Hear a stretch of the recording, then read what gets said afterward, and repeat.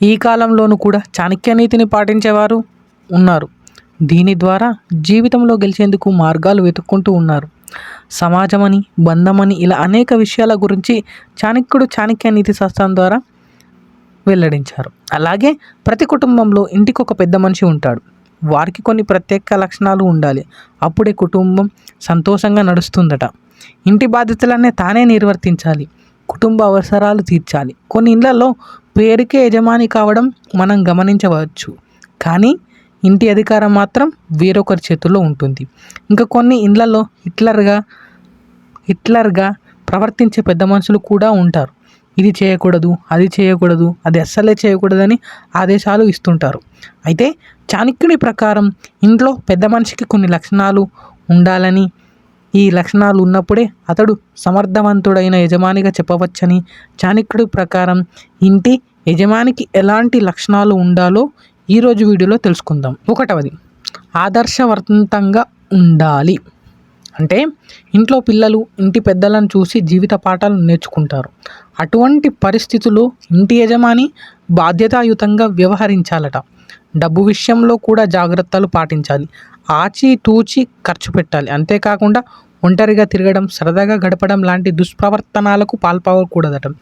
వీటిని పిల్లలు చూస్తే నేర్చుకునే అవకాశం ఉందని చాణక్య నీతి వివరిస్తుంది. పిల్లలకు కూడా డబ్బు ప్రాముఖ్యత గురించి నేర్పించాలి. ఎంత ఖర్చు చేయాలి, ఎలా ఖర్చు చేయాలో కూడా చెప్పాలి. ఇక 2వది, సమయం కేటాయించాలి.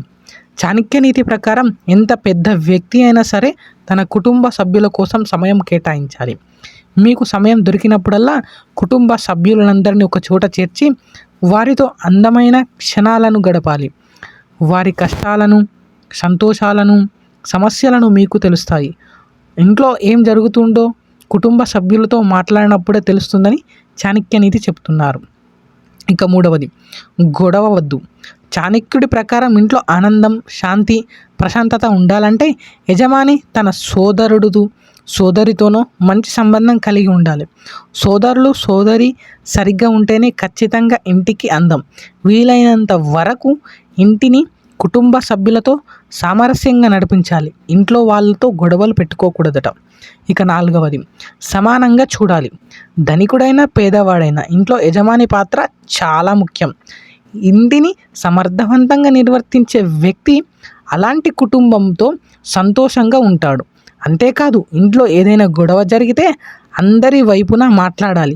ఒకరి వైపునే మాట్లాడటం తప్పు. అలా చేస్తే మిగతా వారి దృష్టిలో తక్కువైపోతారు మీరు. కుటుంబ సభ్యులందరినీ సమానంగా చూడాలి అని చాణక్య నీతి చెబుతుంది. ఇది ఫ్రెండ్స్ ఈరోజు వీడియో. ఈ వీడియో కనుక మీకు నచ్చినట్లయితే కంపల్సరీ లైక్ చేయండి, షేర్ చేయండి, అలాగే సబ్స్క్రైబ్ చేసుకోవడం మాత్రం మర్చిపోకండి.